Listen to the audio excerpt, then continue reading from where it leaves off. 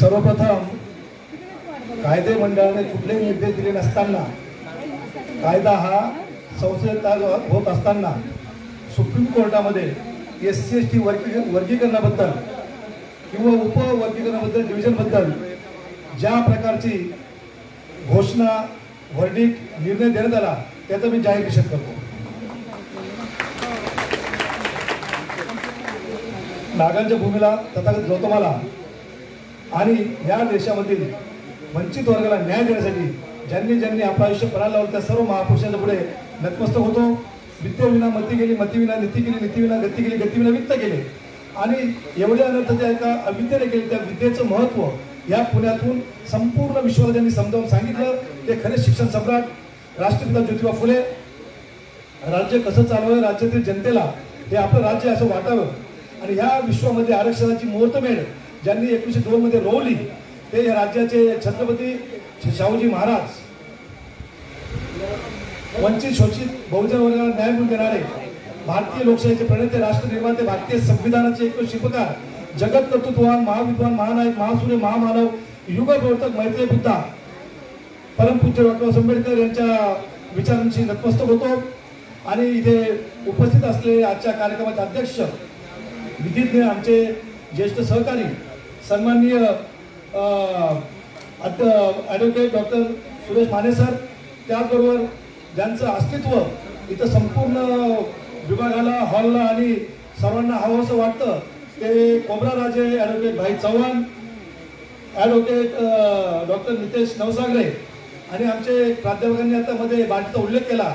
त्या बार्टीचे पहिले म्हणणार नाही, पण ज्या पार्टीमध्ये ज्यांनी योजनांची मुहूर्तमेढ केली, योजनांचा महापूर आणला आणि बार्टीचं संपूर्ण नाव मुंबईपासून दिल्लीपर्यंत यासाठी म्हणतो मी कारण दिल्लीमध्ये मी नॅशनल स्क्रीनिंग कमिशनर होतो आणि त्या कमिशनमध्ये सातत्याने मुंबईतल्या महाराष्ट्राचा बार्टीचा उल्लेख व्हायचा. त्याचे माजी महासंचालक, अल्पसंख्याक विभागाचे माजी सचिव, आमचे मित्र RK गायकवाड साहेब. तद्वतच आजच्या या आयोजनामध्ये त्यांचा अत्यंत हिरीचा वाटा आहे तो युवा नेता सतीश गायकवाड आणि SC/ST आयोगाचे नूतन सदस्य. त्या आयोगात मी खूप दशकापेक्षा जास्त कालावधी मी घालवला. त्या आयोगामध्ये अधिक हिरीने जे पुढे काम नेतील अशी आशा बघतो, ज्यांचा सन्मान आमचे विवेकभाई चव्हाण यांनी केला ते सन्माननीय ॲडव्होकेट लोखंडेजी. तद्वतच उपस्थित माझ्या सर्व भारतीय बंधू आणि भगिनींनो, 10 मिनिटाचा वेळ आहे, 8 मिनिटात करतो, चिंता करू नका आयोजक. तर सगळ्यात महत्त्वाचं 2 गोष्टी मी बोलतो, जास्त गोष्टी डिटेलमध्ये लॉचे सगळे ते प्रोफेसर्स आणि ॲडव्होकेट्स आहेत. आता मध्ये जॉर्जिया टाउनमध्ये या देशाचे विरोधी पक्षनेता राहुल गांधी गेले होते. त्यांचं भाषण मी अभ्यासला ऐकलं. त्यांनी म्हटलं, आता खरं आहे भाजपवाले किंवा बाकी काही म्हणू द्या, की राहुल गांधी म्हटले की मी आरक्षण बंद करणार. हे ते जे म्हटले ते त्यांनी अर्धवट सांगितलं. ते म्हटले की ज्या दिवशी या देशामध्ये समानता येणार तेव्हा बंद करणार, असं राहुल गांधी म्हटले. पण माझं म्हणणं राहुल गांधी नाही, माझं म्हणणं राहुल गांधी नाही. राहुल गांधींच्या पूर्वजांनी या देशामध्ये 65 वर्ष राज्य केलं किंवा जास्त केलं, कमी अधिक वर्ष 2 वर्ष. राहुल गांधी असं का म्हटले नाही की ह्या देशामध्ये जर आता सध्या असमानता आहे तर मग ती समानता आणण्यासाठी ह्या देशातील जल, जमीन आणि संपत्ती यांचा आम्ही समान वाटप करू, असं बोलू शकले असते. तुम्ही जेव्हा केव्हा असमानता नष्ट होईल तेव्हा तुम्ही आरक्षण बंद करणार अशी भाषा वापरतात. मग तुम्ही असं म्हणायला पाहिजे होतं ना की आता आमच्या नवसागर सांगत आहे संविधानाचं पुस्तक ते दाखवतात सगळ्यांना. माझे मित्र आहेत, राहुल गांधी माझे मित्र आहेत, फक्त मी विषयाशी निगडीत बोलतोय. तुम्ही संविधान दाखवता, त्या संविधानामध्ये बाबासाहेबांनी 15 कलम समतेचं दिलं. तुमचं म्हणणं समता झाली पाहिजे, आम्हाला आनंद आहे, तुम्ही आरक्षण बंद करा. पण आता सध्या असमानता आहे ना, मग असमानता आहे तर ह्या देशातील जल, जमीन, संपत्ती याचा समान वाटप तुम्ही करण्यात जाहीर का केलं नाही. दुसरी गोष्ट, तुम्ही जेव्हा म्हणतात की मला तुम्ही मतदान करा, ज्या अल्पसंख्याकांनी जेव्हा SC/ST लोकांना मतदान केलं मग त्यांना भय वाटावं असं जे उपवर्गीकरण झालं SC/ST डिव्हिजन, ते डिव्हिजन झाल्यानंतर तुम्ही या देशामध्ये मोर्चे, आंदोलन, भूमिका का नाही मांडली. तुम्ही का नाही म्हटलं की बाबासाहेबांनी ह्या देशातील 341 जे कलम बनवलं त्याच्यामध्ये इंटिग्रेटेड कास्ट, ज्याच्यामध्ये सगळ्या कास्ट इंटिग्रेटेड एकत्रित आहे, त्यांना तुम्हाला डिवाइड करता येत नाही. मग असा निर्णय ज्या सुप्रीम कोर्टाने घेतला, त्या सुप्रीम कोर्टाला त्याचा अधिकार नसताना, कायदे मंडळ अधिकार असताना तुम्ही त्या कायदे मंडळामध्ये विरोधी पक्षाचा असताना तुम्ही तुमची बाजू का नाही मांडली. तिसरी गोष्ट, 6वं वेतन आयोग ज्या दिवशी लागू झालं त्या दिवशी या देशातले 4था वर्ग खलास झाला. सरकारी नोकऱ्या नाहीत, तिथे कंत्राटी पद्धत आहे. आम्ही सगळे म्हणतात काम करतो, दसरूद RK गायकवाड समिती आहे, ज्या दिवशी या देशामध्ये 6वं वेतन आयोग लागू झालं त्या दिवशी 4था वर्ग म्हणजे शिपाई पिऊन काय आमचा झाडू खात्याचा वर्ग हा सर्व खलास झाला. त्यांना आता याच्यापुढे आरक्षण नाही, सरकारी नोकऱ्या नाही, जे कोणी आहेत ते कंत्राटी आहेत. त्याबद्दल राहुल गांधी काय नाही बोलले. तर त्याच्या पुढची गोष्ट जेव्हा 7th पे कमिशन लागू झालं त्या दिवशी 3रा वर्ग म्हणजे तुमचे क्लार्क्स तत्सम सगळे प्रवर्ग जे आहेत ते सुद्धा संपलेत. त्याबद्दल काय नाही बोललेत. आणि त्यांच्या ज्या अवलादी आहेत बोरकर असतील, काजोळकर असतील, वास्तविक असतील, जे कोणी काँग्रेसमध्ये काम करत आहेत आमचे सगळे बांधवच आहेत. तर त्यांनी काय मोर्चे काढले. काँग्रेसवाल्यांनी मतदान घेताना आमच्या खांद्याला संविधान आम्हाला दाखवलं. आपण सारे भाऊ भाजपला दूर करू, भाजपला माती जाऊ दे, आमचा राजकीय बाजूला ठेवूया. परंतु मग जेव्हा उपवर्गीकरण आलं तेव्हा काँग्रेस मरायला गेले होते का, कोणी मेले होते का? इतकंच नाही, त्या तेलंगणामध्ये रेवंत रेड्डी नावाचा काँग्रेसचा चीफ मिनिस्टर आहे. रेवंत रेड्डी, माझं मराठी तितकं चांगलं मला माहिती नाही, पण रवंत म्हणजे जनावर तो चारा खातो ना, चारा खायला रवंत करतो. त्या प्रकारचा रेवंत रेड्डी हा काय म्हणतो की ह्या देशामध्ये 30 राज्यांमध्ये आमचं पहिलं राज्य आहे तेलंगणा. याने SC ST म्हणजे एबीसी लागू झालं, उपवर्गीकरण ते लागू केलं. आता त्याला आनंद होतो. मग त्याचे काम काय उघडले राहुल गांधीने? त्याच्या काय उत्तर पाहिजे होतं ना, अरे या लोकांनी मला मतदान दिलं, आमची इज्जत केली होती. पुत्र सुद्धा डुंकून बघत होतो काँग्रेसकडे. परंतु अल्पसंख्याक लोकांनी SC ST ने आपल्या सगळ्यात कमजोर लोकांनी त्यांना साथ दिली. दगडापेक्षा वीट भाऊ. आम्हाला माहिती आहे बाबासाहेबांचे खरे राजकीय कार्यकर्ते कोण असतील तर सन्माननीय माननीय कांचीराम साहेब सांगून गेले, एक सापनाथ आहे एक नागनाथ आहे. तरी सुद्धा सापडण्याची काही जाती कमी असतात म्हणून लोकांनी काँग्रेस वोटिंग केलं. काँग्रेस जिंकली, 31 जागा जिंकली, 17 बाकी जिंकले युतीवाले. मग एवढं योगदान तुम्हाला दिल्यानंतर सुद्धा तुम्ही उपवर्गीकरणाबद्दल बोललात का? जागोजागीने मुसलमान ठेचून मारताय, जागोजागी मशीनचं दगडफेक होते, जागोजागी खेचून मारून सांगताय, प्रतिनिधी सांगतायत. त्या काँग्रेसला मेलेत का, झोपलेत का? तेव्हा काय पुढे आले? जेव्हा मतदान पाहिजे तेव्हा तुम्ही येतात ना, त्यांचं मतदान घेतात ना. मग आता कुठे गेला? बघा राजकीय विषय कोणते काय असू द्या, आमचे काय असू द्या, समाज टिकला पाहिजे. बाबासाहेबांनी देशाला जन्माला घातलेला आहे. कोणी घातलंय? या देशाचा बाप बाबासाहेब आंबेडकर आहे, या संविधानाचा बाप बाबासाहेब आंबेडकर आहे आणि देशाचा बाप आपला बाप आहे. त्यामुळे घाबरू नका, पण एक राहिलं पाहिजे, एक राहिलं पाहिजे. साऱ्या जगात गाजावाजा, साऱ्या जगात गाजावाजा, भीमराज एकच आमचा राजा. बाकी सगळे चिंता करू नका. आपण आहोत, उद्या मरून जाऊ, पुढच्या पिढ्या मरून जातील. मागचे 5,000 वर्ष जन्माला ते मेलेत, पण जिथपर्यंत आकाशात चंद्रसूर्य तारे आहेत तिथपर्यंत बाबासाहेब आहे आणि संविधान आहे. पण आपण एक म्हटलं पाहिजे, एक म्हटलं पाहिजे. तिसरी गोष्ट ते नरेंद्र मोदी ज्या शपथविधी घेतात पहिले संविधानाने पाया पडतात. आमचं म्हणणं आहे संविधान डोक्यात घेऊ नका, डोक्यात घ्या. संविधान डोक्यात घ्या, ते डोक्यातलं संविधान लोकांना मांडा. जातीयवाद करू नका, जात नाही मला माहितीये, पण त्या जातीय आमची माती करू नका. आमची माती करायला जाल तर तुम्हाला इतिहास माहितीये, तेव्हा 500 होते, त्यांनी तुम्हाला संपवलं 500 गड असतील. आमच्या भाई चव्हाणांपासून आमच्या माने सरबत सगळे 500 गड असतील, पण त्या 500 गडाचा बाप बाबासाहेब आंबेडकर लक्षात ठेवा. ज्या दिवशी जाणीव होईल आपला बाप एक आहे, या देशाचा बाप आहे, आपला बाप आहे, त्या दिवशी आपलं कोणी काही करू शकणार नाही. दुर्दैव ह्याच गोष्टीच आहे. जे सात न्यायाधीश आहेत सुप्रीम कोर्टमध्ये त्यातला एक आमचा मार्ग आहे.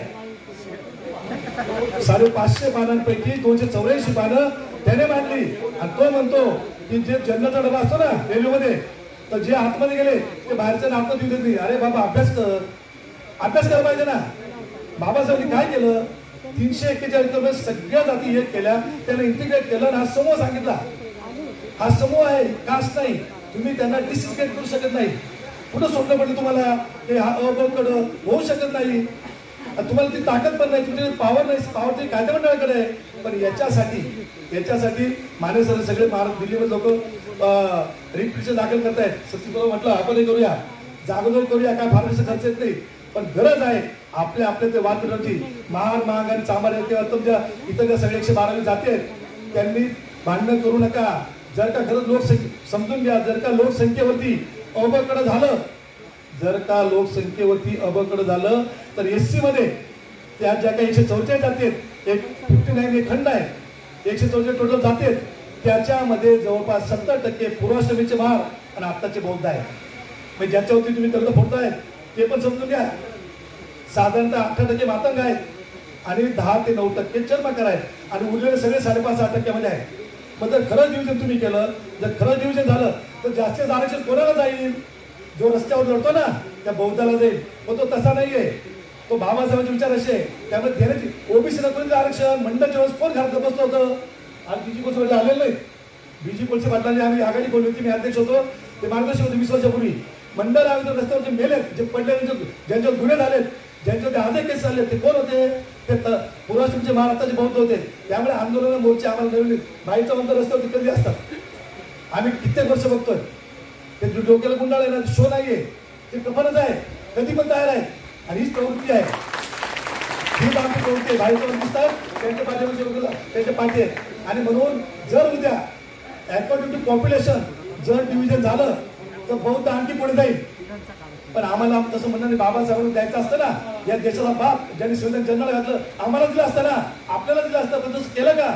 या देशातल्या एससी मध्ये 1162 जातींना बाबा आरक्षण दिले. एससी मध्ये महार एकच जात होती, महार खातो महार, आरक्षण देतात सगळे. आम्हाला ते म्हणायचे मी तर माझ्या आयुष्यात आरक्षण देणार नाहीये.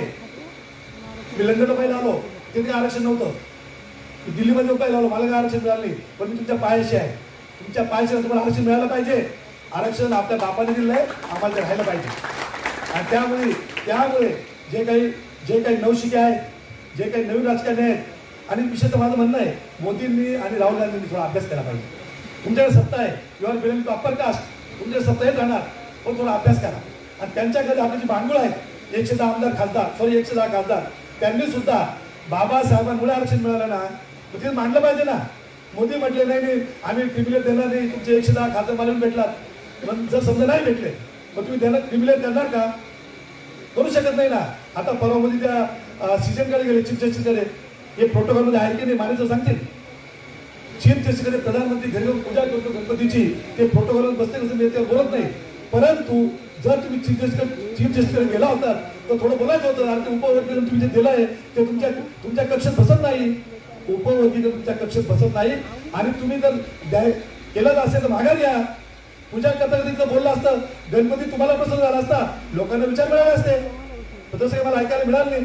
तरी सुद्धा आपण सगळे आलात आणि मला इथे बोलवलं. विशेष आमचे शैलेंद्र तुरवणकर, युवा नेता शैलेंद्र तुरवणकर, आमचे बुद्धघोष घाटे, आता इथे आमचे वृत्तनिवेदक आले, दीपकजी म्हस्के आले, आणि आमचे ज्येष्ठ पत्रकार आले, सर्व इथं आहेत. तुमचा मी सगळ्यांचे आभार मानतो. जय भीम, जय संविधान. जय भीम, नमो बुद्धाय. 10 मिनिट वेळ दिलेला असल्याने त्याचं नियोजन आणि व्यवस्थापन करण्याचा प्रयत्न करतो. मंचावर उपस्थित सर्व मान्यवर यांनाही जय भीम. उपस्थित असणाऱ्या सगळ्या बांधव आणि बांधवांना आणि भगिनींना जय भीम. आजचा जो विषय आहे त्याची मांडणी 2-2 मिनिटांमध्ये मी 5 भागांमध्ये करतो. पहिले 2 मिनिट आजचा विषय काय आहे, त्यानंतरचे 2 मिनिट अधिकार कक्षा काय आहे, त्यानंतरचे 2 मिनिट त्यातून कोणते प्रश्न उपस्थित होण्याची शक्यता आहे, त्याच्यानंतरचे 2 मिनिट त्याच्यावर आपल्याला काही उपाय करता येऊ शकतो का, आणि शेवटचे 2 मिनिट समारोपासाठी. साधारणपणे सुप्रीम कोर्टाने 2 विषयांच्या बाबत निर्णय दिलेला आहे. माझा आवाज येतो का तिकडे शेवटी? Very good.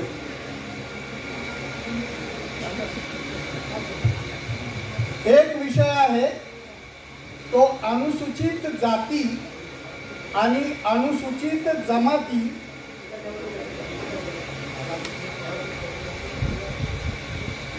यांचं उपवर्गीकरण होऊ शकतं का, आणि दुसरा विषय आहे अनुसूचित जाती आणि अनुसूचित जमाती यांनाही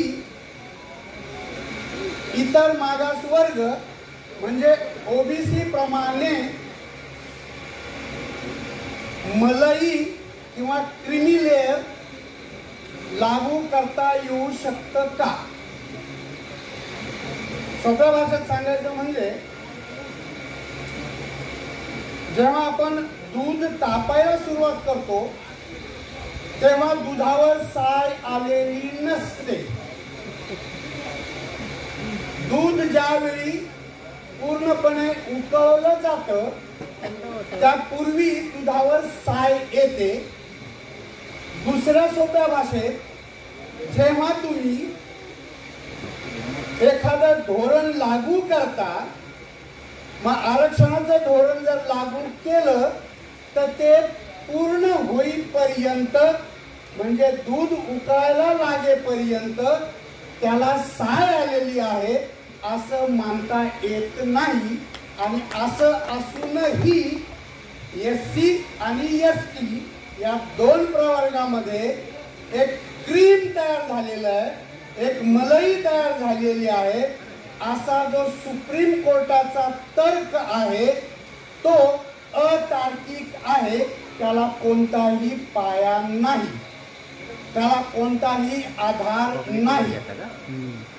म्हणजे SC आणि ST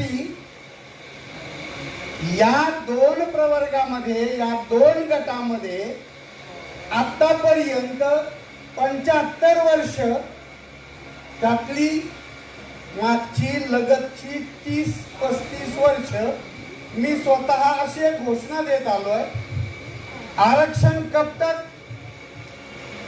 जाती व्यवस्था है तब तक.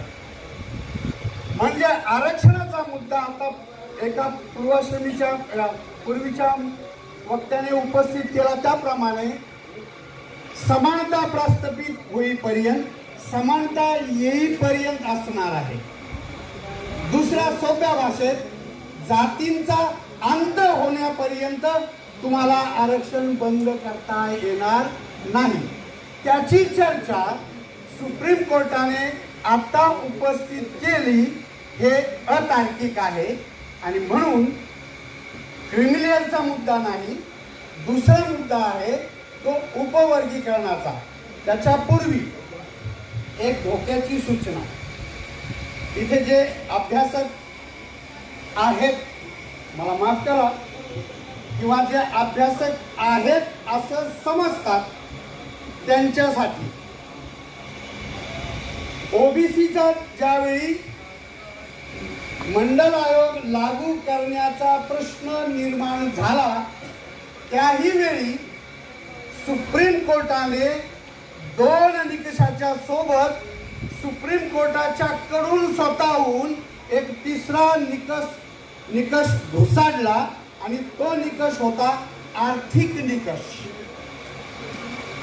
ज्याला नंतर क्रिमिलेअर म्हटलं गेलं. तो घुसडल्यानंतर अगोदर त्याची पायवाट झाली, आज त्याचा प्रशस्त मार्ग झालेला आहे. म्हणजे जर आज आपण SC आणि ST या दोन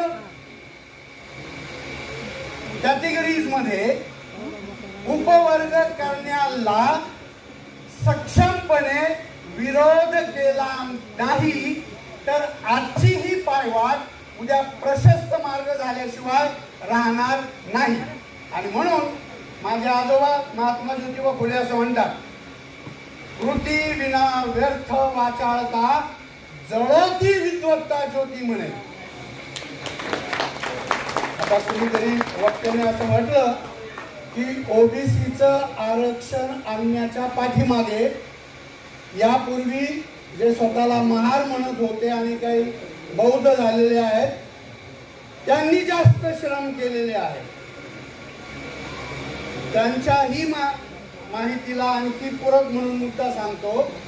इथे आरक्षणाची अंमलबजावणी करण्यासाठी जे आरक्षणातून लाभार्थी झाले, ज्यांनी फायदे घेतले, त्यातील फार कमी लोकांनी योगदान दिलेलं आहे.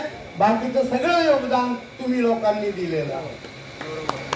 त्यामुळे मंडल कमिशनच्या वेळी ओबीसी झोपलेले होते आणि आता SC STच्या आरक्षणच्या वेळी SC ST मधले हे जे लाभार्थी आहेत हे पुढे होऊन काही करतील किंवा त्याला काही जातीचा आधार देतील. जातीचा आधार हा फुले आंबेडकरी चळवळीमध्ये निकष होऊ शकत नाही. वैचारिक आधार एवढाच निकष होऊ शकतो. जरीही ते पूर्वाश्रमीचे कुणीतरी त्या चळवळीत मोठ्या संख्येने पुढे असतील म्हणून त्याचं श्रेय त्या विशिष्ट जातीला देता कामा नये. माझा मुद्दा इथे थांबवतो. त्यामुळे हे आरक्षण, हे उपवर्गीकरण थांबवण्याची जबाबदारी IAS, IPS, गायकवाड साहेबांचा उल्लेख झाला आता, विद्यापीठामध्ये असणारे प्राध्यापक, महाविद्यालयांमध्ये असणारे प्राध्यापक, मंत्रालयामध्ये मोठ्या खुर्चीवर गरम खुर्ची करणारे सगळे मोठे अधिकारी, तृतीय वर्गामध्ये काम करणारे कर्मचारी फार ताकदीने करतील हा भ्रम आहे. आणि म्हणून हे उपवर्गीकरण जर कोणाला थांबवायचं असेल तर ते तुम्हाला आणि मला, आमच्यासाठी आणि आमच्या पुढच्या पिढ्यांसाठी आताच तयार होणं गरजेचं आहे. तिसरा मुद्दा 2 मिनिटांमध्ये संपवण्याचा, तिसरा भाग 2 मिनिटांमध्ये संपवण्याचा प्रयत्न करतो. मी एका कॉलेजमध्ये प्राध्यापक होतो म्हणून मला जे काही थोडंसं समजलेलं आहे त्या आधारे SC आणि STचा गट करण्याचे अधिकार हे राष्ट्रपतींना आहे. पण राष्ट्रपतींच्याकडे जी यादी पाठवायची आहे ती राज्यांनी पाठवायची आहे. राज्यांनी ती यादी पाठवल्यानंतर त्याची तपासणी करून केंद्र सरकारने तीच यादी राष्ट्रपतींच्याकडे पाठवायची आहे. आता या कोर्टाने असं केलंय की राज्यांनाही कायदा करून SC आणि STचं उपवर्गीकरण करण्याचा अधिकार आहे आणि त्यामुळे समानता येण्यामध्ये गती येईल असा तर्क त्यांनी देण्याचा प्रयत्न केलेला आहे. प्रश्न या ठिकाणी निर्माण झालेला आहे की मध्ये केंद्र सरकारने जी चाळण लावायची आहे, चिकित्सा करायची आहे, ती चिकित्सा करण्याची चाळण सुप्रीम कोर्टाने काढून टाकलेली आहे आणि म्हणून हा प्रश्न निर्माण झालेला आहे. महाराष्ट्रामध्ये जे काही 28-30 राज्य आहेत आणि जे काही युनियन टेरिटरीज आहेत त्यांनी ही यादी पाठवल्यानंतर केंद्र सरकारने तिची तपासणी करायची आहे आणि मगच पुढे राष्ट्रपतींनी त्या यादीत कुणाला टाकायचं किंवा कुणाला त्या यादीतून गाळायचं हा निर्णय घ्यायचा आहे. ही केंद्र स्तरावरची चाळणी या सुप्रीम कोर्टाच्या निर्णयाने काढून टाकल्यामुळे इथे संविधानिक मुद्दा निर्माण झालेला आहे. थोडस माझे बांधव माझ्यासारखे तिथे बसलेले आहेत म्हणून त्यांच्यासाठी सोप्या भाषेत सांगतो. आपल्याकडे केंद्र सरकारमध्ये लष्कर आहे, लष्कर, भारतीय फौज. आता भारतीय फौज हे केंद्र सरकारला ठेवता येते, कोणत्याही राज्याला ठेवता येत नाही. उद्या सुप्रीम कोर्टाने जर असं सांगितलं की प्रत्येक राज्याला आपापली फौज बाळगता येईल तर ते संविधानिक होऊ शकतं का? ते घटनेप्रमाणे होऊ शकतं का? अशा प्रकारच्या फौजा जर उद्या आपापसातच आपल्या सीमांवरून वाद करायला गेल्या तर भारत एक संघ राहू शकतो का? आणि म्हणून हा घटनात्मक जो प्रश्न निर्माण झालेला आहे तो सोडवण्यासाठी तुम्हाला आणि मला वेगवेगळे मार्ग काढावे लागतील आणि ते मार्ग अनुसरून पुढे हा प्रश्न सोडवावा लागेल. यासाठी मला जे मार्ग सुचतात ते अशा प्रकारचे आहेत. सुप्रीम कोर्टाच्या तर्काच्या संदर्भात मी माझं काही भाष्य करू इच्छितो. सुप्रीम कोर्ट असं म्हणतं की ज्या जातींना अनुसूचित जाती किंवा अनुसूचित जमातीतील ज्या जातींना आतापर्यंत आरक्षणाचा लाभ मिळालेला आहे त्यांचा एक गट करा आणि ज्यांना अजिबात मिळालेला नाही त्यांचा एक गट करा आणि मग ज्यांना अजिबात राखीव जागांचा फायदा मिळालेला नाही त्यांना प्राधान्याने राखीव जागा द्या किंवा त्यांचा अगट करा आणि त्यांच्यातल्या लोकांना प्राधान्य द्या. ते मिळाले नाही तर ब गटामधल्या लोकांना प्राधान्य द्या. मुद्दा असा आहे, पूर्वाश्रमीच्या महार जातीतल्या ज्या लोकांनी आरक्षण घेतलं त्या लोकांनी आरक्षण घेतलं म्हणून त्यांची प्रगती झाली हे बरोबर आहे. पण त्याच जातीतल्या ज्या लोकांनी आरक्षण घेतलं नाही ते आजही ज्यांनी आतापर्यंत आरक्षण घेतलेलं नाही त्यांच्यापेक्षा अजिबात वेगळे नाही. आणि म्हणून सुप्रीम कोर्टाने इथे तर्क देताना ज्यांनी आरक्षणाचा लाभ घेतला त्यांचा एक गट करा आणि ज्यांना आरक्षणाचा अजिबात लाभ मिळालेला नाही त्यांचा दुसरा गट करा अशी उपाययोजना सुचवायला हवी होती. परंतु यापूर्वीच्या एका वाक्याने उल्लेख केल्याप्रमाणे मी अंगावर घेण्याची मला सवय आहे म्हणून मुद्दाम बोलतो.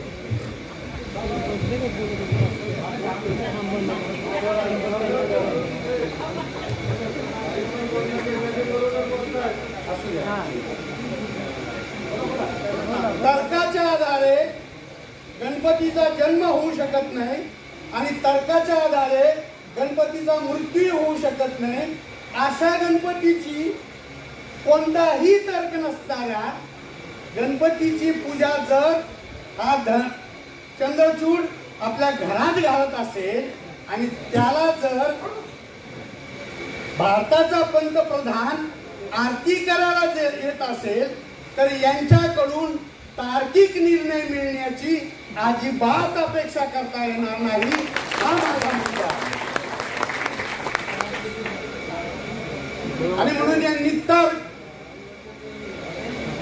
कुतर्क इतर प्रकारचे तर्क आम्हाला सांगू नये.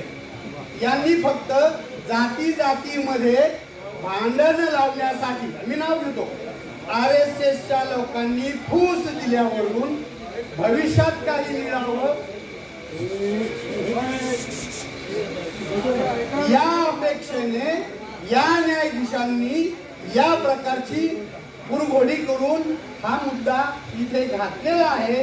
तो आपल्याला परतावून लावावा लागणार आहे. शेवटच्या 2 मिनिटांकडे समाधान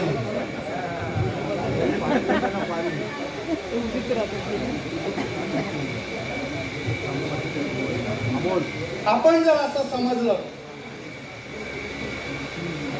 की सुप्रीम कोर्टाने दिलेला निर्णय आहे आणि सुप्रीम कोर्ट हा या 4 स्तंभापैकी एक स्तंभ आहे तर मग आपल्याला एका गोष्टीचं स्मरण करून दिलं पाहिजे आणि ती फार महत्वाची गोष्ट आहे की भारतीय घटनेने मला आणि तुम्हाला नागरिक म्हणून अभिव्यक्तीचं स्वातंत्र्य दिलेलं आहे आणि सुप्रीम कोर्टाच्या निर्णयाची चिकित्सा करणं चिरफाड करणं हाही माझा घटनादत्त अधिकार आहे. तो आम्ही मोठ्या प्रमाणावर करणार आहोत की नाही आणि त्यानंतर हा निर्णय पलटवून लावण्यासाठी आता यापूर्वीच्या वक्त्यांनी उल्लेख केला त्याप्रमाणे न्यायालयीन मार्गाने आणि विधिमंडळाच्या मार्गाने जे तुमचे आणि माझे प्रतिनिधी इथे विधिमंडळामध्ये किंवा न्यायमंडळामध्ये जाऊन बसलेले आहेत ज्यांना आपण सगळ्या भाषेमध्ये आमदार आणि खासदार असं म्हणतो हे सगळे षंड आहेत. हे कधीही आपल्या पक्षाच्या भूमिकेपेक्षा वेगळी भूमिका घेत नाही. त्यांना रिझर्वेशन मिळालं त्याचं कारण असं आहे की रिझर्वेशन त्या गटाला मिळालेलं असलं तरी त्यांना पाठवण्याचा अधिकार बहुसंख्याकांच्याकडे आहे.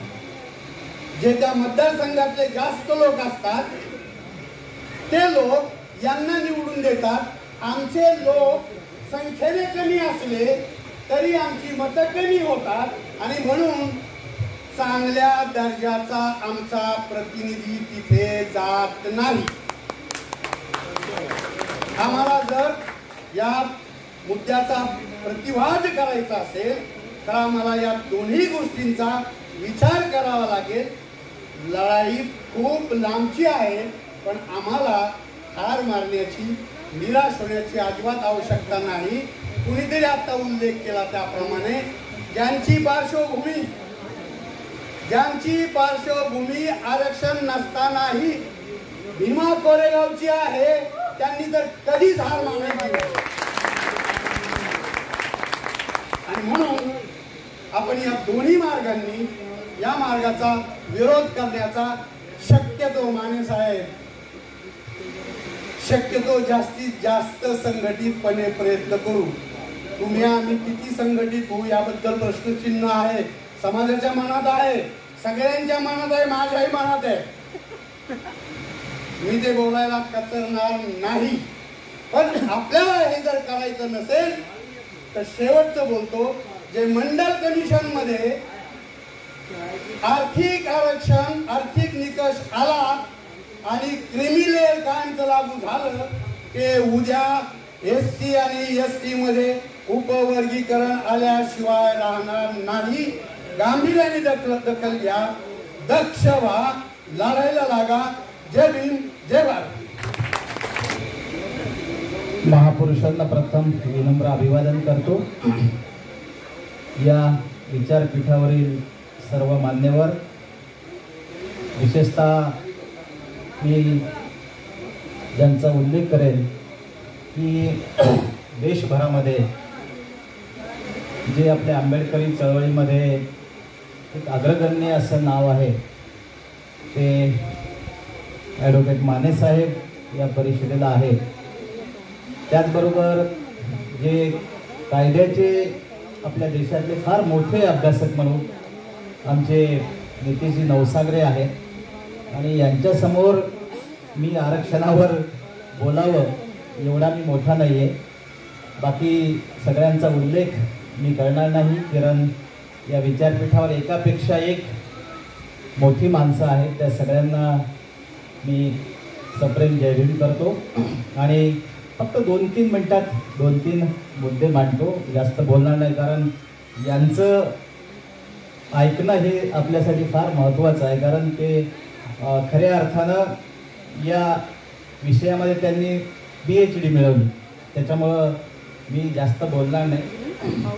मी सुरुवातीला सतीश गायकवाड यांना धन्यवाद देतो की त्यांनी पुण्यामध्ये या आरक्षणाच्या विषयी एक चांगलं विचार मंथन घडून आणलं आणि या परिषदेचं सगळ्यात महत्त्वाचं फलित म्हणजे विविध लोक एकत्र आले.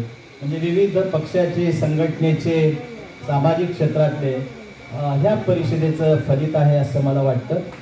आता त्रिभुवन यांनी उल्लेख केला की आपले लोक बाबासाहेब आंबेडकर यांनी आपल्याला शिक्षणाचा मूलमंत्र दिल्यामुळं खूप शिकले, खूप पुढे गेले. माझ्यासुद्धा 25 डिग्र्या झाल्या बाबासाहेबांमुळं. 2 विषयात PhD केली मी आणि माझ्यामुळं 10 लोक PhD झाले. आणि त्याच्यामुळं तू शहाणा का मी शहाणा अशी स्पर्धा लागली आणि त्याच्यामुळं आपलं एकत्रीकरण किंवा आपले गट एकत्र होतील अशी आशा काही वर्ष आणखी आपण करू नये. कारण फार लोक हुशार आहेत, आपल्या एकापेक्षा एक, आणि आपलेच लोक आपले वैरी आहेत, दुश्मन आहेत. आपलेच लोक आपल्याला पुढे जाऊ देत नाहीत. खरं तर सतीशजी, ही परिषद ज्यांनी घ्यायला पाहिजे होती ते घेत नाहीत. कोणी घ्यायला पाहिजे होती? ज्यांना आरक्षणाचा लाभ मिळाला, जे या देशातली सर्वोच्च सेवा आहे, IAS, IPS, IFS, IRS किंवा अलाइडेड UPSCच्या सर्व्हिसेस आहेत, त्यांना सगळ्यात जास्त लाभ मिळाला. जे आपल्या राज्यामध्ये सचिव आहेत, आता आपल्या राज्याच्या मुख्य सचिव सुद्धा शेड्यूल कास्टचे आहेत. हे अधिकारी कधीही तुम्हाला या आरक्षणाच्या लढाईमध्ये, संविधानाच्या लढाईमध्ये, सामाजिक लढाईमध्ये, आर्थिक लढाईमध्ये राजकीय मार्गदर्शन करण्याच्या भूमिकेत कधीच दिसत नाही, ही फार शोकांतिक आहे. खरं तर त्या लोकांना आपण जरा बाहेर खेचलं पाहिजे. आता आर.के. गायकवाड साहेब इथं IAS ऑफिसर आहेत. आर.के. गायकवाड साहेब, रत्नाकर गायकवाड, हर्षदीप कांबळे असे 4-5 अधिकारी सोडले तर बाकीचे अधिकारी एकदम मशगूल आहेत, मस्तीमध्ये आहेत. मी यजदामध्ये अधिकाऱ्यांना ट्रेनिंग देतो, महाराष्ट्रातल्या सगळ्या, म्हणजे IAS IPS सगळ्या अधिकाऱ्यांना, आणि सगळ्या अधिकाऱ्यांचा माझा संबंध येतो. मी काही अधिकाऱ्यांना भेटलो, काही असे विषय सांगितले. आम्ही एक मागे पुण्यामध्ये बरेच कार्यक्रम घेतो आम्ही. संविधानाचा वॉक फॉर संविधानला 10,000 लोक होते. आता यावर्षी पण घ्यायचं आहे आपल्याला 26 तारखेला. एका अधिकाऱ्याकडे गेलो प्रधान सचिव लेवलच्या, आणि त्यांना सांगितलं की आम्हाला असा असा कार्यक्रम घ्यायचा, तर त्यांनी मान वर करून सुद्धा बघितलं नाही. म्हणजे एवढे अधिकारी ज्यांना खऱ्या अर्थानं बाबासाहेबांच्या संविधानामुळे एवढी मोठी सेवा मिळाली, आणि ते अधिकारी कर्मचारी पुण्यामध्ये सुद्धा बरेच अधिकारी माझ्या संपर्कात आहेत, जयभीम सुद्धा घालत नाहीत, नमस्कार घालतात. ही फार मोठी शोकांतिक आहे. बाकीचे आता मुस्लिम, मराठा हे लोक जयभीम घालतात, त्यांना बाबासाहेब समजले, पण आपल्यातल्याच ज्यांनी आरक्षण घेतलंय त्यांना अद्याप बाबासाहेब समजले नाहीत. त्यांना जागरूक करण्याचं काम सुद्धा आपल्याला करावं लागेल. कारण हे लोक जोपर्यंत, कारण त्यांच्याकडे सत्ता आहे, संपत्ती आहे, सगळ्या गोष्टी आहेत. माझ्या मते साहेबांनी आता उल्लेख केला की सर्वोच्च न्यायालय वगैरे हे सगळं सर्वोच्च न्यायालय, राजकीय व्यवस्था, प्रशासकीय व्यवस्था, या सगळ्यांचा जर कोणी दुश्मन असेल तो केवळ बुद्धिस्ट समाज, बौद्ध लोक. त्यांना चर्मकार चालेल, मातंग चालेल. जे SC मधल्या बाकीच्या 50 किती जाती, 51 आहेत ना, 59 जाती आहेत. ही जर बुद्धिस्ट जात सोडली तर त्यांना माझ्या मते बाकीच्या जातीबद्दल फार कल्पना आहे. आता परवा SC ST आयोगावर बऱ्याच वर्षानंतर नियुक्ती झाली. आमचे वकील साहेब पण त्याच्यावर सदस्य झाले, त्यांचं अभिनंदन करूया. आणि आमच्या लोकांना न्याय द्यायचा, सगळ्यांना तुम्ही तिथे सदस्य आहात SC ST आयोगावर, चांगली गोष्ट आहे. त्याचे जे चेअरमन झाले आनंदराव आडसूळ, खरं तर तिथे चेअरमन बुद्धिस्ट माणूस पाहिजे होता. नाही, नकोय, बुद्धिस्ट नको, कारण बुद्धिस्ट माणूस तुमचं ऐकत नाही. त्याचा एवढा स्वाभिमान आहे. डॉक्टर बाबासाहेब आंबेडकरांना त्यांच्या वडिलांनी 5 गोष्टी शिकवल्या होत्या: शिक्षण, शिस्त, स्वावलंबन आणि स्वाभिमान. 2 गोष्टी फार आमच्या अनुयायांनी घेतल्या, त्यातलं शिक्षण आणि दुसरा स्वाभिमान. मोडेल पण वाकणार नाही. म्हणून आमचा माणूस कुठेही जाऊ द्या, ऑफिस मधला शिपाई असू द्या, तो स्वाभिमानाने नोकरीला लाथ मारेल, तो स्वाभिमानाने जगेल. म्हणून ही जी न्याय व्यवस्था आहे किंवा तुमची राजकीय व्यवस्था, पंतप्रधान, हे सगळे जे मंत्री, उपमुख्यमंत्री, हे आपल्याला कधीही न्याय देणार नाहीत. म्हणून आपल्याला एकत्रितपणे अशा व्यवस्थेविरुद्ध एक होऊन खरं तर रस्त्यावरची लढाई लढावी लागेल. पण लढाई सगळी कोणतीही लढाई असू द्या, त्याच्यामध्ये आमचा बुद्धिस्ट समाजच पुढे आहे, बाकी कुठलाही समाज नाही. म्हणजे कुठल्याही आरक्षण असू द्या, कुठलेही प्रश्न असू द्या, त्याच्यामध्ये आपणच पुढे आहोत. आणि ज्यांना खऱ्या अर्थानं आरक्षण मिळालं, आपल्या समाजातले जे बुद्धिस्ट आहेत त्यातले सुद्धा 80% लोक या कुठल्याही भानगडीत पडत नाहीत. ही फार मोठी शोकांतिका आहे. मी खरं तर जास्त बोलणार नाही. सर्वोच्च न्यायालयामध्ये च्या संदर्भातला मुद्दा आता काढला खरं तर, पण सर्वोच्च न्यायालयामध्ये आपले सुद्धा एक न्यायमूर्ती आहेत, आणि त्यांच्याकडून बऱ्याच लोकांच्या अपेक्षा होत्या. खरं तर 2 आहेत, 2 त्यांनी खरं तर या विषयाला न्याय द्यायला पाहिजे होता. पण सगळं आपलेच लोक आपला घात करतात, याचे मला अनेक म्हणजे हे आलेले आहेत, अनुभव आलेले आहेत. त्याच्यामुळं त्यांच्याकडून किती अपेक्षा करायची हा आपल्या समोरचा प्रश्न आहे. माझ्या मते या अनुषंगानं हे विचार मंथन अत्यंत महत्त्वाचं आहे. मानेसाहेब आहेत, बाकी सगळी मंडळी आहे, या विषयाला आपणालाच पुढे न्यावं लागेल. आणि आपल्याला खऱ्या अर्थानं एक आणखी बघावं लागेल की आरक्षणामुळं खूप आपला फायदा झालेला आहे आणि ते आरक्षण गरजेचंच आहे. पण आजही खेड्यामध्ये, गावामध्ये आपली माणसं ज्यांच्या घरावरचं छप्पर निघालेलं नाही, ज्यांच्या मुलांनी शिक्षणाची म्हणजे अर्धवट सोडलेलं आहे, असे अनेक समाज आहेत. त्यांना कसं आरक्षण मिळेल, ते कसे मुख्य प्रवाहात येतील, यासाठी सुद्धा आपण विचारमंथन करावं. एवढं बोलतो आणि थांबतो. जय भीम. अनुसूचित जाती जमाती आरक्षण परिषदेचे आजचे सन्माननीय अध्यक्ष मान्य मानेसाहेब, विचार मंचावर उपस्थित असलेले सर्व विचार मांडणारे विचारवंत, उपस्थित सर्व बंधू आणि भगिनी, एक घोषणा आपण नेहमी देतो, हम सब हात वर करून बौद्ध सोडून इतर कोण कोण आलंय त्यांनी फक्त हात वर करावा. Yes, very good sir. हे यश आहे आजच्या आरक्षण परिषदेचं. जरी 90% बौद्ध असले पण 10% इथं इतर बौद्धही अनुसूचित जाती जमातीचे आलेले आहेत, त्यांनाही ह्या विषयाचं गांभीर्य आहे हे आपण लक्षात घेतलं पाहिजे. आणि म्हणून मी जास्ती वेळ घेणार नाही. मला त्यांनी 2 मिनिटाचा वेळ दिला, 1च मिनिट मी घेतो. पगारे सर, तुम्हाला आठवण करून देतो, 2006 मध्ये माझ्या अध्यक्षतेखाली याच विचारपीठावरती याच हॉलमध्ये आपण मंडल आयोगामध्ये ज्यावेळेस ओबीसीला आरक्षण मिळावं म्हणून सो कॉल्ड RSS ची गुंडगिरी चालू होती, आरक्षण नाही पाहिजे म्हणून आपण मोडीत काढण्याकरता इथं आरक्षण परिषद घेतली होती. आणि त्या आरक्षण परिषदेमध्ये मी प्रमुख व्यक्ती म्हणून यांना बोलवलं होतं, सुषमा अंधारेंना बोलवलं होतं आणि आत्ताचे काँग्रेसचे राज्यसभेचे खासदार हे देखील अंडोरे साहेब या ठिकाणी होते.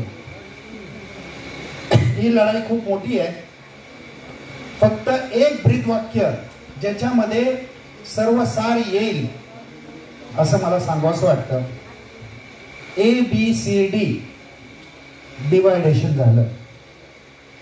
डिवाइड अँड रूल ही नीती त्यांची आहे. आपण काय करायला पाहिजे, जे बाबासाहेबांनी केलं, युनाइट टू रूल.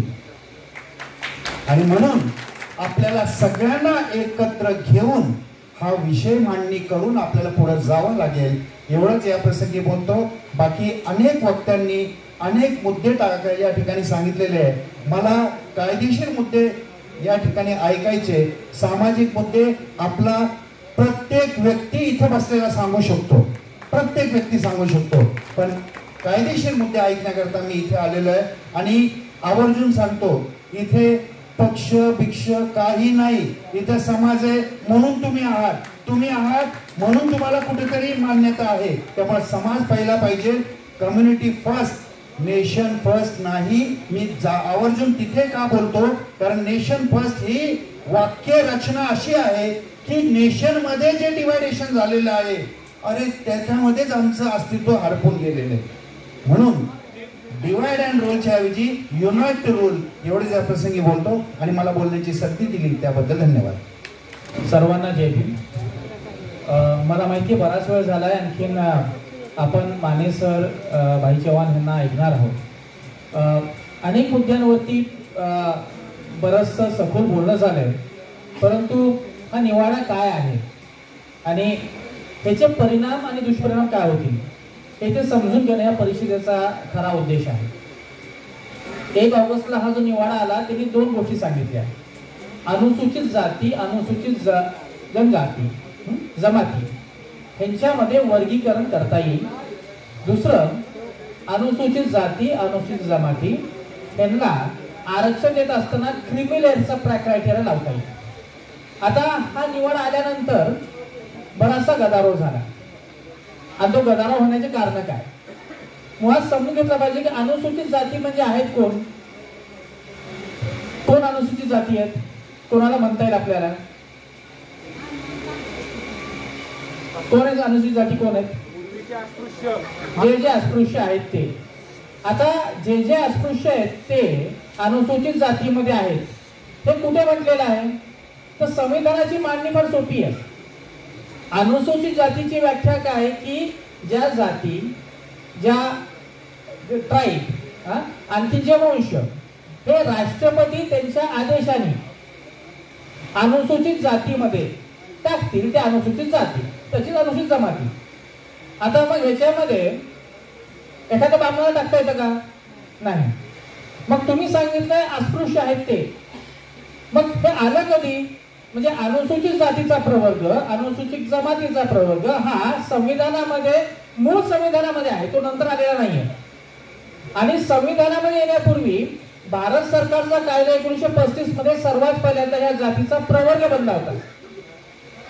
आणि हा प्रवर्ग कशावरून बनला तर 1919 ला साऊथ बोर्ड कमिटी पुढे एक प्रकरण होतं की आपण जे डिप्रेस क्लास आहेत, पिसलेला वंचित वर्ग आहे, त्यांचा एक प्रवर्ग बनवू. मग तो कसा ठरवायचा तर ते सांगितलं की ज्यांच्याशी बाकीचा हिंदू समाज अस्पृश्यता पाळतो. मग तुम्ही जे म्हणलात की अस्पृश्य आहे ते 1919 ला. आता 1919च्या साऊथ बोर्ड कमिटी पुढे बाबासाहेबांची साक्ष आहे आणि बाबासाहेब त्या साक्षीत म्हणतात की आम्ही हिंदू नाही आहोत. आणि बाबासाहेब काय सांगतात ते, बाबासाहेब म्हणतात आम्ही हिंदू नाही आहोत कारण की बाबा आमच्या घरी पूजा घालत नाही, कारण की तुम्हाला आमचं हे चालत नाही. आणि त्यांनी बरेचसे सांगितले की त्याच्यामुळे आम्ही हिंदू नाही आहोत. बाबासाहेब जेव्हा म्हणतात की तुम्ही आम्हाला वेगळं आरक्षण दिलं पाहिजे, वेगळं प्रतिनिधित्व दिलं पाहिजे, हा मुद्दा कुठे येतो? हा मुद्दा खरं म्हणजे ह्या देशाच्या निर्मितीपासून सुरू आहे. आता जो निवाडा जो बघतोय आपण, तो निवाडा आपल्या एका ऐतिहासिक संघर्षाचा आहे. थोडक्यात सांगतो, मुद्दा असा झाला की इंग्रजांनी जेव्हा इथे सत्ता स्थापन केली तेव्हा इंग्रजांनी स्थापन केलेल्या सगळ्या विधिमंडळांमध्ये, सगळ्या कार्यमंडळांमध्ये इंग्रजी लोक होते. मग हिंदू म्हणायला लागले की भारतीय लोकांना प्रतिनिधित्व नाहीये, म्हणजे पहिल्यांदा आरक्षण त्यांनी मागितलं आम्हाला द्या. मग जेव्हा भारतीयांना प्रतिनिधित्व दिलं त्यावेळेस मुसलमान म्हणायला लागले की भारतीय म्हणजे कोण? बहुसंख्य हिंदू नाही, हिंदूला द्या मुसलमानांना द्या. मग दोघांना वेगळं देण्यात आले.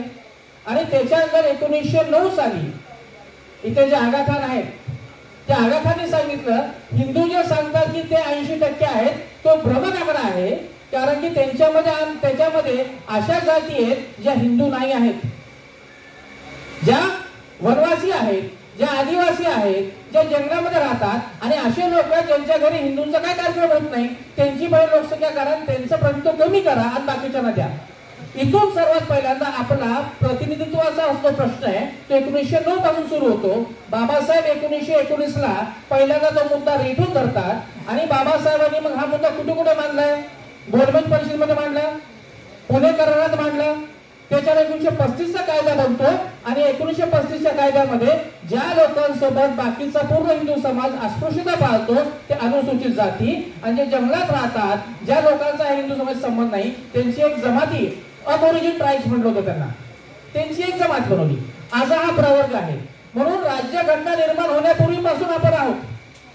आपलं आरक्षण पण जे आहे ना हे बाबासाहेब 1942 साली जेव्हा व्हाईसरॉयच्या गव्हर्निंग काउन्सिल मध्ये होते त्यावेळेस बाबासाहेबांनी पहिल्यांदा आपल्याला 8% आरक्षण लोकसंख्येप्रमाणे दिले आणि मग तिथून ते 8 लोकसंख्येप्रमाणे अनुसूचित जाती आणि जमातींचं आरक्षण असलं पाहिजे हा वापराघात पडला. सांगण्याचा मुद्दा असा आहे की अनुसूचित जाती, अनुसूचित जमाती या देशामध्ये राज्यघटना निर्माण होण्यापूर्वीपासून आहे. तो मिळवून घेण्यासाठीचा संघर्ष बाबासाहेबांचा मोठा आहे. आणि माने साहेबांनी जो मुद्दा मांडला त्या संघर्षामधला सर्वात मोठा मुद्दा जो माने साहेब नेहमी मांडत होते तो आहे की बाबासाहेबांनी तुम्हाला जेव्हा अनुसूचित जाती म्हटलं आमचा एक आहे त्यावेळेस सगळ्या जातींचा एक वर्ग केला. म्हणजे बाबासाहेबांचा पहिला पक्ष कोणता? स्वतंत्र मजदूर पक्ष, हा वर्ग. मग बाबासाहेबांनी 24 फेडरेशन काढलं तर या सगळ्या जातींचा एक वर्ग केला. आता होते काय की जेव्हा तुम्ही अनुसूचित जाती, अनुसूचित जमातींमध्ये वर्गीकरण म्हणता त्यानंतर आज जी चर्चा सुरू झालेली आहे ती तुम्ही किती प्रगती केली, आम्ही किती प्रगती केली, आम्ही संघर्ष केला, तुम्ही संघर्ष नाही केला, तुम्ही काय केलं काय नाही, आपण पुन्हा आता जातीमध्ये विभागले गेलो आहोत, होणार आहे नाही.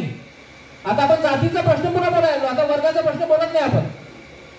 आणि म्हणून हा जाती अंताच्या दृष्टीने जो चळवळ चालू असते त्याला एक स्टेप मागे जाणारा हा प्रकार आहे. आता झालं काय होतं असं की 1975 साली पंजाबमध्ये तिकडच्या राज्यांनी तिथे अनुसूचित जातीला 25% आरक्षण आहे, त्याच्यामध्ये 50% आरक्षण आहे मजबी सिख आणि वाल्मिकी या समाजाला दिलं. 1990च्या दशकामध्ये आंध्र प्रदेशमध्ये पूर्वीच्या त्यांनी मादिगा लोकांना आरक्षण दिलं. या मादिगा लोकांचं आरक्षण सुप्रीम कोर्टामध्ये चॅलेंज झालं ईव्ही चिन्या जजमेंटमध्ये. आणि ईव्ही चिन्या हे 5 न्यायाधीशांचं जजमेंट आहे. त्याच्यामध्ये सुप्रीम कोर्टाने सांगितलं की अनुसूचित जातीचा जो प्रवर्ग आहे तो राष्ट्रपती अध्यादेशाने काढला पाहिजे आणि त्याच्यामध्ये बदल करण्यासाठी फक्त पार्लमेंटला अधिकार आहे. राज्य अशा प्रकारे वर्गीकरण करू शकत नाही. आणि म्हणून ईव्ही न्यायामध्ये अ ब क जे विभागीकरण केलंय ते चुकीचं असं सांगितलं. या निमित्ताने काय झालं की पंजाबमध्ये तिकडे कायदा बदलला, त्यांनी नवीन कायदा बनवला, तो कायदा चॅलेंज झाला आणि असं होत होत सुप्रीम कोर्टामध्ये पंजाब राज्य विरुद्ध देवेंद्र सिंग असा प्रकरण आलं. त्याच्यामधली एक मेक लक्षात घ्या की 2004 साली जेव्हा सुप्रीम कोर्टाने सांगितलं की तुम्हाला वर्गीकरण करता येत नाही, ते त्या याच्यामध्ये 5 न्यायाधीश होते. सुप्रीम कोर्टामध्ये देवेंद्र सिंगचा खटला आला तो 3 न्यायाधीशापुढे होता. आता 3 न्यायाधीशांनी 5 न्यायाधीशांचं म्हणणं ऐकलं पाहिजे, पण ते म्हणतात की मोठा संविधानिक प्रश्न निर्माण झालाय म्हणून आपण हे एका मोठ्या खंडपीठाकडे पाठवू, म्हणून 5 न्यायाधीशांच्या खंडपीठाकडे पाठवला. 5 न्यायाधीशांच्या खंडपीठाने सांगितलं की आम्हाला असं वाटतं की हा ईव्ही चिन्हाचा जो निर्णय आहे तो चुकीचा होता म्हणून आपण एका मोठ्या खंडपीठाकडे पाठवू, म्हणून 7 न्यायाधीशांच्या खंडपीठाकडे पाठवला. आणि 7 न्यायाधीशामध्ये आता जो 1 ऑगस्ट निर्णय आला 6 विरुद्ध 1 असा तो निवड आलेला आहे. त्याच्यामधलं राजकारण समजून घ्या. खऱ्या अर्थाने जेव्हा 3 न्यायाधीशांकडे आलं होतं तेव्हा त्यांना कोणतेही कारण देता 5 न्यायाधीशांकडे पाठवण्याचा अधिकार नाही आहे. जेव्हा 5 न्यायाधीशांकडे आलं होतं तेव्हा त्यांना कोणतेही कारण न देता 7 न्यायाधीशांच्या खंडपीठाने हा निर्णय घ्यावा असं सांगण्याचा अधिकार नाही आहे. बरं, हे मी सांगतो का नाही? हा जो निवाडा आहे या निवाड्यामध्ये जे असंमतीचा निवाडा दिलेला आहे जस्टिस बेला त्रिवेदी यांनीच सांगितलंय की हे कायद्याला धरून नाहीये तुम्ही जे केलेले आहे ते. म्हणजे मी सांगत नाहीये, न्यायालयाच्या निवाड्यामध्ये दिलेलं आहे की जे झालेलं आहे हे चुकीचं आहे. आणि मग ह्या चुकीच्या मध्ये झालेल्याचं राजकारण काय? आता निवाडा असा आहे की 6 न्यायाधीशांमध्ये पैकी सगळे लोक 6 म्हणतात की वर्गीकरण झालं पाहिजे, 3 लोक म्हणतात की क्रिमिनल लागलं पाहिजे. वर्गीकरण होण्यासाठीचं कारण जे केलंय ते प्रमुख जे कारण आहे ते जस्टिस चंद्रचूडांचं आहे. त्यांनी असं सांगितलं की अनुसूचित जाती हा एक संघ प्रवर्ग आहे. कोणासाठी? जर का तुम्ही त्यांना बाकीच्या हिंदू लोकांसोबत जर का कम्पेअर केलं, तुलना केली तर तो एक संघ प्रवर्ग आहे. परंतु जर का त्यांच्यामध्ये तुम्ही बघितलं तर त्यांच्यामध्ये पण जाती व्यवस्था आहे, जाती आहे, अस्पृश्यता आहे आणि त्यांच्यामध्ये अस्पृश्यता आहे म्हणून तो एक संघ नाही आहे आणि तो एक संघ नाहीये म्हणून त्यांचं वर्गीकरण करता येईल. आता एक लक्षात घ्या, बाबासाहेब आंबेडकरांनी जे पूर्वाश्रमीचे अस्पृश्य होते त्या सर्वांना एकत्र करून अनुसूचित जातीचा प्रवर्ग केला. आता ह्या प्रवर्गामध्ये तुम्ही काय म्हणताय की हे एक दुसऱ्याची अस्पृश्यता पाळतात. संजय सरांनी सांगितलं काय केला, गुजरातचा एक अहवाल घेतला, 150-250 गावांचा अभ्यास केला आणि एक अस्पृश्य जात दुसऱ्या जातीशी अस्पृश्यता पाळते म्हणजे अस्पृश्यांमध्ये पण छुवाछूत आहे आणि म्हणून त्यांचं आपण विभाजन केलं पाहिजे. त्याच्यामध्ये मेक लक्षात घ्या, जाती व्यवस्था अशी आहे की प्रत्येक जात दुसऱ्याला श्रेष्ठ आणि एखाद्याला कनिष्ठ मानते आणि म्हणून अशी जातीच नाहीये की ज्याच्यामध्ये कोणी जात म्हणेल की आम्ही कोणापेक्षा मोठे किंवा छोटे नाही आहोत. मग हे असताना तुम्ही असं म्हणता की यांच्यामध्ये मग आता आपण समजा जातीचं बघितलं तर जातीमध्ये पण तुम्ही सांगा की पोट जातीचं काय करायचं, अनवन लाडवण सोमस यांचं काय करणार तुम्ही? ते पण उद्या भांडण करतील की सर्वात जो बलित आहे हा सोमसाने घेतला, अनवन लाडवणा भेटला नाही, याचं अजून वर्गीकरण करणार तुम्ही. तर तुम्ही म्हणता नाही त्यांच्यासोबत आता झालाय नाही. म्हणजे मुद्दा तुम्ही एक काम असं करताय की अनुसूचित जातीमध्ये पहिले तुम्ही भेद पाडला आणि तो करण्याचं कारण काय माहितीये का? बरं तुम्ही कसं ठरवणार की कोणाचा कसा आहे? म्हणजे लक्षात घ्या, आता एक कोणतं राज्य घ्या, त्या राज्यामध्ये 2 अनुसूचित जातीपैकी एक जात दुसऱ्यासोबत अस्पृश्यता पाळते. कोणती जात पाळते? जी जात गावकुसाच्या आतमध्ये राहते ती गावकुसाच्या बाहेर राहण्यासोबत अस्पृश्यता पाळते. परंतु हे गरजेचं नाही की जी जात गावकुसाच्या आत राहते त्याची आर्थिक प्रगती झाली असेल मागच्या 75 वर्षामध्ये, आणि हे पण गरजेचं नाही की जी जात गावकुसाच्या बाहेर राहते त्याची आर्थिक प्रगती झाली नसेल. उदाहरण घ्यायचं म्हणजे ह्या देशाच्या महाराष्ट्रामध्ये अनेक ठिकाणी अशा जाती आहेत अनुसूचित जातीच्या ज्या बौद्धांच्या किंवा आता महारांच्या किंवा बौद्धांच्या किंवा मातंगांची अस्पृश्यता पाळतात. बरं, ह्यांचे जे वाद आहेत हे तुमचे प्रवर्ग बनण्यापूर्वीपासूनचे आहेत. जाती व्यवस्थेचा प्रश्न आहे. कोणाला किती वाटा भेटतो त्याच्यावरचा वाद येतो, कोण कोणत्या दिशेला राहतो त्याच्यावरचा वाद येतो. मग ह्या जर असेल तर अस्पृश्यता पाळतात म्हणून ह्यांच्यामध्ये वर्गीकरण केलं पाहिजे.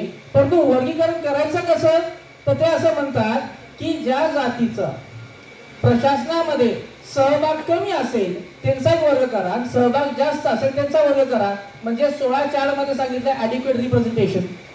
आता लक्षात घ्या, आरक्षण हे फक्त नोकरी पुरतं नाहीये, शिक्षणामधलं आहे, व्यवसायातलं आहे, अजून अनेक ठिकाणी अफॉर्मेटिव्ह ऍक्शनच्या स्कीम आहेत. मग हे नोकरीचा पॅरामीटर कसं लावणार. अजून एक गडबड अशी होऊ शकते की ज्या जाती अस्पृश्यता पाळतात त्यांचं नोकरीमधलं प्रमाण कमी असू शकतं आणि ज्या जाती अस्पृश्यता पाळत नाही किंवा ज्यांच्या जे विक्टीम आहेत म्हणून ते त्यांचं नोकरीमधलं प्रमाण जास्त असू शकतं, कारण चळवळीमध्ये आहेत.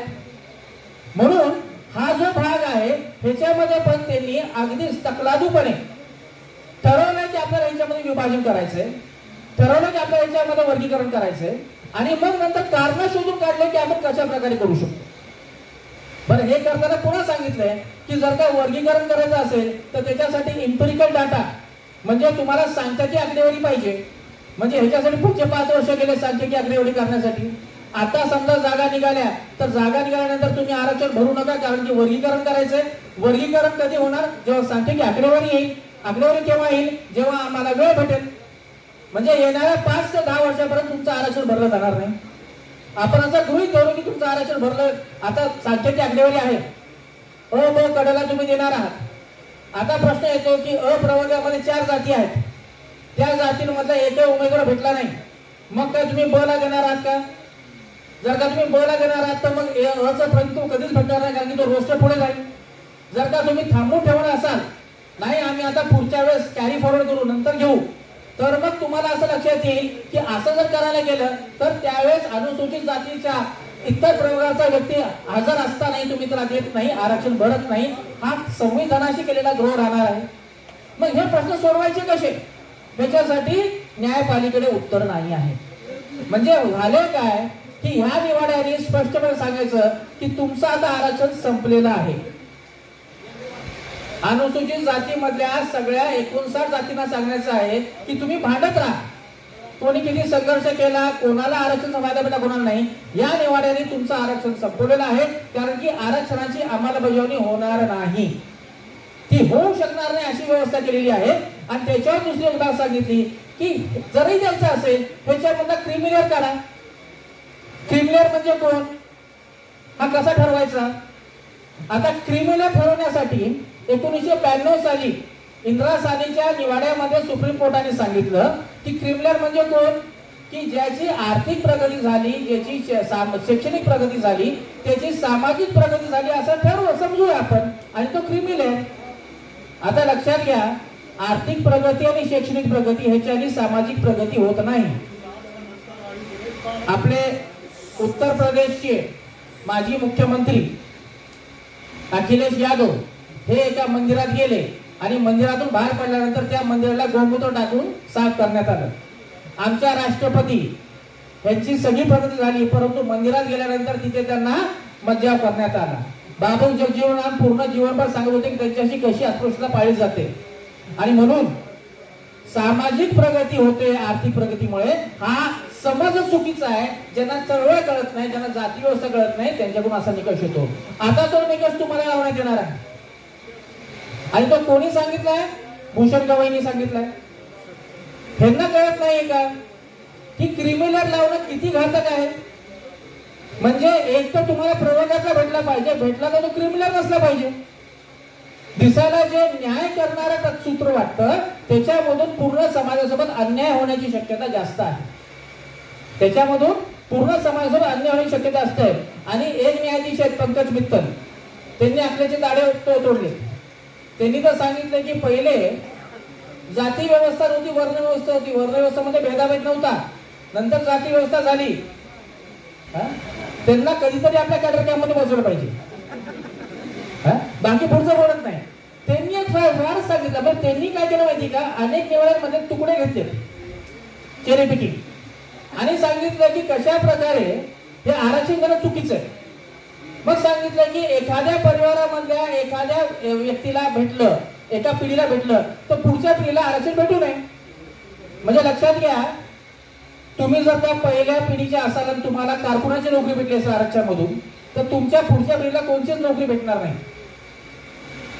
म्हणजे ज्या लोकांनी 5000 वर्ष प्रिव्हिलेजेस सगळे त्यांच्याकडे आहेत, आमचं काय म्हटलं की एका पिढीला भेटलं की तुम्हाला पुढचं भेटणार नाही. हा पूर्ण त्यांनी नवीन निकष काढला. आणि आता होतंय असं की ह्या निकषामुळे हा सगळा भाग न्यायालयापुढे चर्चेला जाईल. एक मुद्दा मांडतो आणि थांबतो की हे जो निवाडा आहे ना, हा आहे 7 न्यायाधीशांचा. इंदिरा साहनी आहे 9 न्यायाधीशांचा. आणि इंदिरा साहनीने स्पष्ट सांगितलंय की वर्गीकरण आणि क्रिमिनलचा निकष हा शेड्यूल कास्ट आणि शेड्यूल कास्टला लागू होत नाही. 7 न्यायाधीश म्हणतात ते आम्ही लागू करू आता. आणि त्याच्यामध्ये 7 पैकी गोळ कसा आहे की 3 लोक म्हणतात करा, 3 लोक काहीच बोलत नाही आणि एक व्यक्ती काहीतरी दुसरं सांगतोय. म्हणजे होणार असं आहे की उद्या पुन्हा कोणीतरी लावलं तर हे सगळं सुप्रीम कोर्टामध्ये पुन्हा जाईल. कोर्टामध्ये गेले की स्टे येईल आणि आरक्षणाची अंमलबजावणी पुढच्या अनेक काळापर्यंत होणार नाही. जे मराठा आरक्षणाचं होतंय अनेक वर्षापासून महाराष्ट्रात तुम्ही बघताय, ते आता तुमच्या सेटल्ड कॉन्स्टिट्युशनल आरक्षणाचं होणार आहे. आणि म्हणून ही मोठी एक तुम्हाला म्हणजे काय म्हणतात अलार्म आहे की तुम्हाला लक्षात घेतलं पाहिजे की येणाऱ्या काळामध्ये येणारा काळ जो आहे तो तुमचा आरक्षण संपवणारा आहे. आता काही जातींना बरं वाटत आहे की ठीक आहे आरक्षण आता वर्गीकरण झाल्यामुळे होईल. ज्या दिवशी वर्गीकरण करा त्या दिवशी त्यांनी इतके खास काय टाकले की हायकोर्टामध्ये पॅटर्न जाईल, हायकोर्टातून सुप्रीम कोर्टात जाईल आणि त्याच्यामध्ये तर सगळं वर्गीकरण थांबून जाईल. ना तुम्हाला भेटेल ना यांना भेटेल. पूर्वी तरी कोणाला तरी आरक्षण भेटायचं पण ते पुन्हा भेटणार नाही. आणि म्हणून मला असं वाटतं की सतीश गायकवाड, भाई विवेक चव्हाण यांनी जी परिषद घेतलेली आहे, या परिषदेचा जर कोणता उद्देश असेल तर तो हा निवाडा समजून घेऊन येणाऱ्या काळामध्ये आपलं धोरण कसं असलं पाहिजे, वर्ग म्हणून जात म्हणून नाही, हे आपण ठरवलं पाहिजे. आणि हे ठरवून पुढची दिशा ठरवली पाहिजे. मी जास्त वेळ घेणार नाही, बाकी 2 महत्वाचे लोक बोलणार आहेत. माने सरांना सविस्तर आपल्याला ऐकायचं आहे. हा निवाडा काय आहे तो थोडक्यात मी तुम्हाला सांगितलेलं आहे. आपण सर्वांनी शांतपणे ऐकून घेतलं त्याबद्दल आपल्या सर्वांचे आभार मानतो. जय भीम, जय भारत.